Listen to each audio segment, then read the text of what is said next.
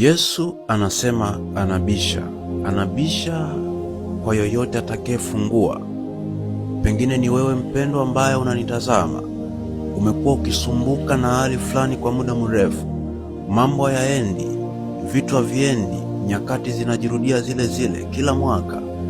Yesu Kristo yuko anabisha, anatamani ufungue moyo wako, anatamani umruhusu aingie ndani yako akuhudumie.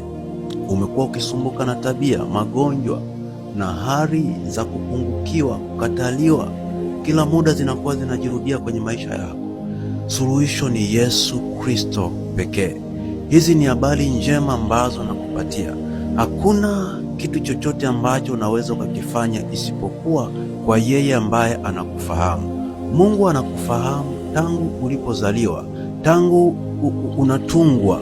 Mungu anakufahamu. Sasa iko hivi, ili uweze kwenda kufanikiwa, kutoboa, ni lazima urudi kwa yeye ambaye amekuumba. Sasa Mungu yuko hapo kukusemesha, anakusemesha, na mpaka sasa anasema na wewe ndani ya moyo wako.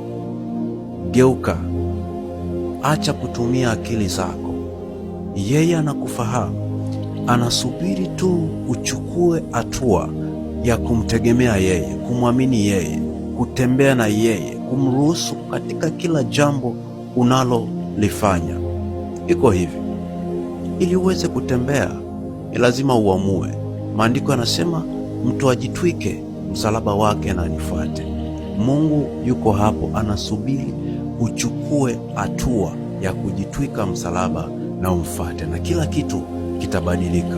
Mungu akubariki sana unapochukua hatua na kumruhusu akuhudumie katika maisha yako.